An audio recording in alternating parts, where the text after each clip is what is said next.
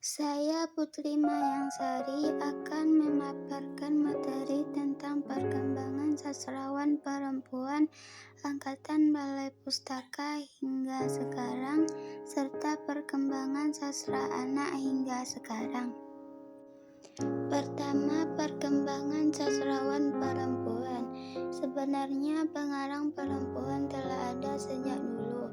Novel modern yang pertama di dunia, Genji Monogatari, yang ditulis pada tahun 1000 di Jepang, merupakan karya seorang wanita, Murasaki Shikibu, yang hidup pada 975 hingga 1015. Karya sastra Bukis La Galigo yang berbentuk puisi terpanjang di dunia, 7000 halaman, ditulis pada abad 19 di bawah payogan seni seorang wanita, Siti Aisyah Weterinole.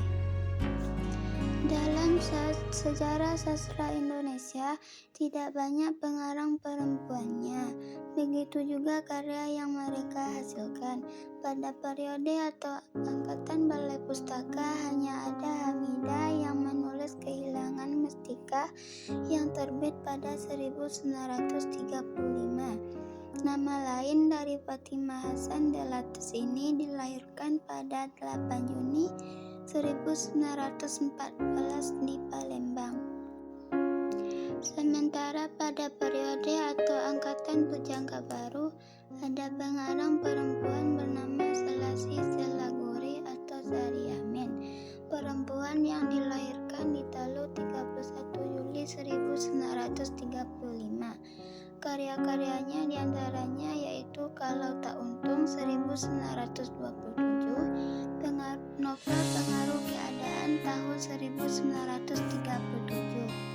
Pada periode angkatan 45 ada beberapa penulis wanita seperti Ruqyah, Ida Nasution, dan Siti Nuraini. Ruqyah lahir di Purwakarta 25 April 1927. Pernah menjadi sekretaris majalah Pujangga Baru dan anggota pimpinan Pusat Lekra.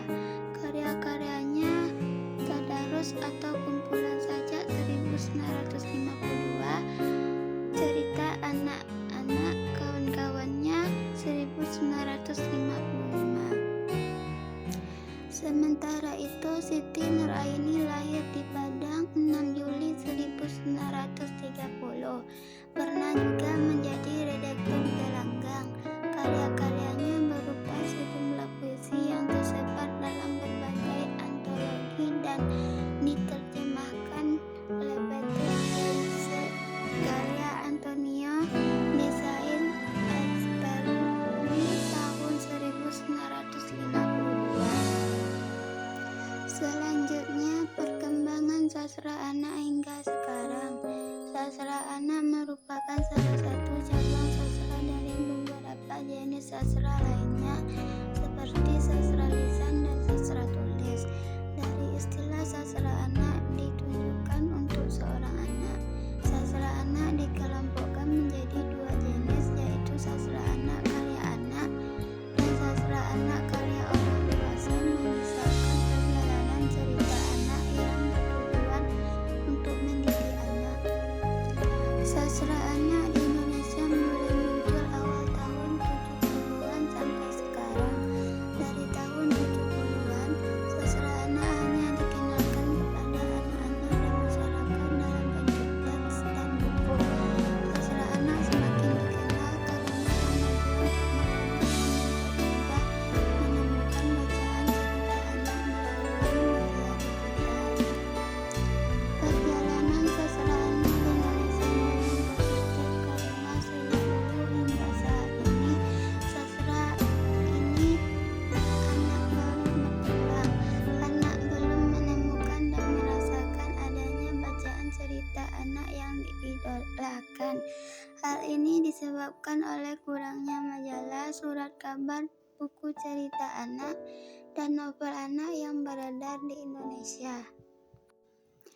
Minimnya perhatian terhadap sastra anak dari berbagai kalangan dipengaruhi oleh peninggalan pemerintah Belanda pada masa kolonial yang tidak mengizinkan sastra berkembang secara bebas, khususnya sastra anak. Ada penilaian yang diwarisi Belanda dari anak-anak jajahannya, yaitu bahwa dunia anak-anak bukanlah bagian penting dari peradaban budaya yang ada di masyarakat. Peninggalan Belanda sangat erat kaitannya walaupun Indonesia sudah merdeka. Kadang berubah, tapi mentalitas tidak berubah. Sastra anak di Indonesia mulai muncul awal tahun 70-an sampai sekarang.